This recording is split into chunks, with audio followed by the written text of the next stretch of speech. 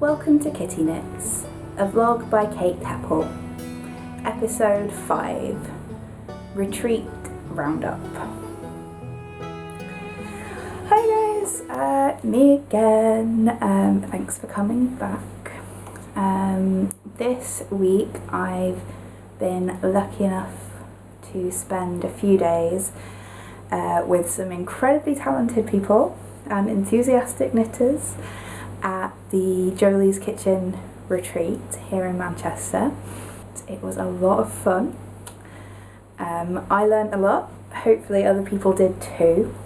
If you don't know what a retreat is, basically it's just a load of knitters getting together, some teachers, some people selling yarn, a lot of sitting around and just knitting and nattering.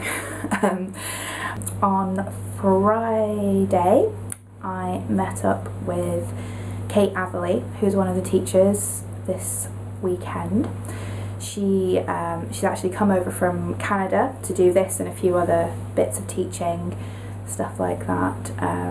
But she actually was only born less than 5 minutes walk from where I'm sitting right now, at Stepping Hill Hospital in Stockport. So a little bit of a homecoming for her, which was quite cool. So yeah, on Friday I met up with Kate and we went down to the Platt Gallery of Costume, which is in Plattfields Park, just between Rusholme and Fallowfield in Manchester. It's really easy to get to. It's only open I think 4 days a week, Thursday and Friday afternoons, and then Saturday and Sunday most of the day.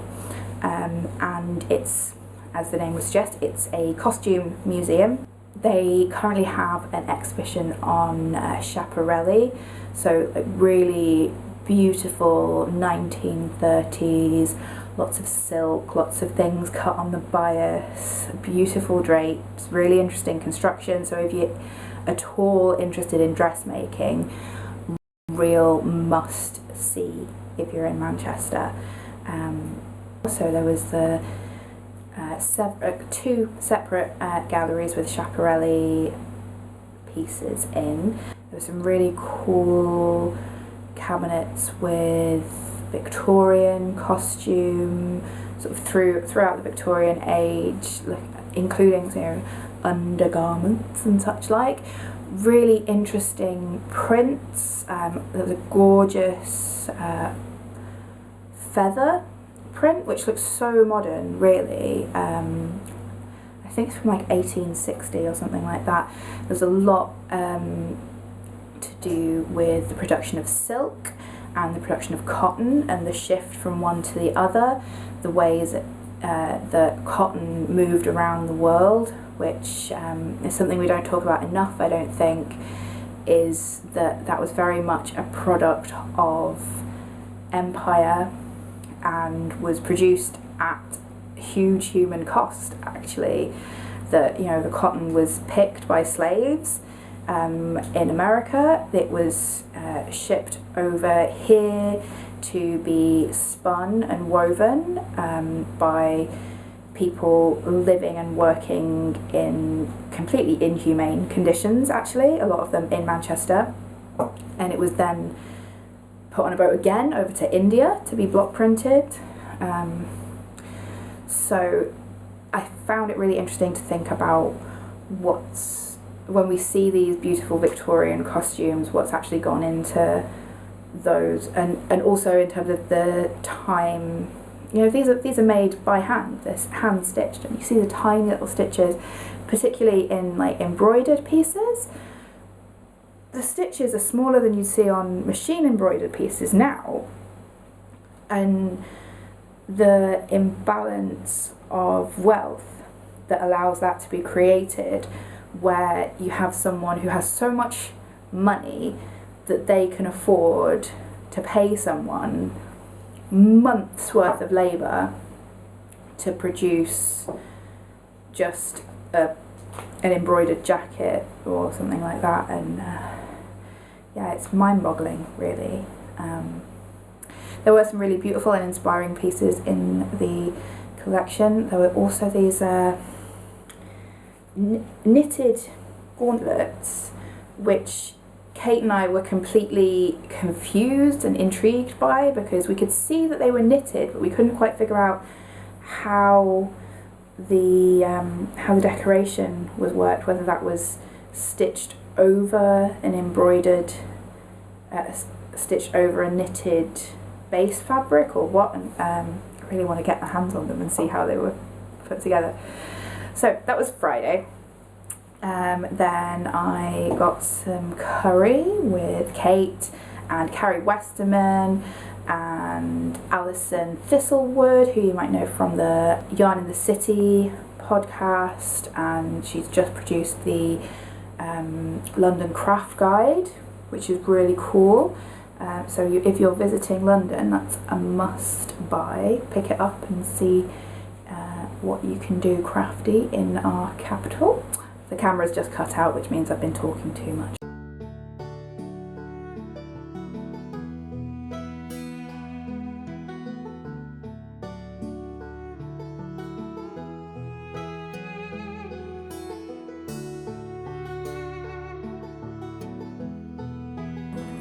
Drop shoulders, raglans, set-in sleeve, circular yokes. These are the main kinds. So, a set-in sleeve can be worn quite fitted because it's shaped like the body is shaped. And then last night we had a talk from Louise Scully, who I've talked about on this before. She is very smart and knowledgeable and funny as well. So she talked to us about British wool and why we should be working with it. So British mills, for example, we have such a rich heritage of mills. Now there's far more choice in terms of single breeds, in terms of blended British breeds, and it's really our dyers who are blazing trails in that. Countess of Blaze, the Knitting Goddess, and Cottage Yarns, Silver Tiger, something we'll see here tomorrow, I think. So it's fantastic, and undoubtedly, you know, they're making British wool available to a much larger audience. Hands up who's got hand-dyed British yarn in their stashes. So, yeah, I've just come home from that. I am hungry now, so I'm going to stop talking. But I will show you what I've been working on this weekend, because still in the middle of my British Wool Challenge, just a few days left until the British issue goes off sale, so I'm still working in all British yarns, and I cast on a sock to work this weekend in West Yorkshire Spinners Signature 4-ply, which is an amazing sock yarn, so I'll tell you about that now. This episode's yarn crush is West Yorkshire Spinners Signature 4-ply. This is what I'm working on right now. This is a yarn that's been out for I think about a year. It's British wool blended with nylon for socks. It's quite fine for a sock yarn, which I quite like in a sock yarn actually. So it lets you get some really delicate details. So this is what I'm working on right now. You can see the stitch definition is incredible, and so you'll probably see this as a design at some point in the future, I don't know when. So that's how it knits up. Comes in a few different kinds of colour palettes. There's the Candy Shop range, which is lovely and bright. There's the Spice Rack shades, which are more muted. There are also an increasing number of self-patterning colourways, which are the British Birds colourways. Rather delightful. I love how these knit up. Yeah, so it's not like a silky smooth, soft as butter kind of yarn, but it's not supposed to be. It's a sock yarn. You're not supposed to put it round your neck, you're supposed to wear it on your feet, and it is hard wearing. It's reasonably tightly spun.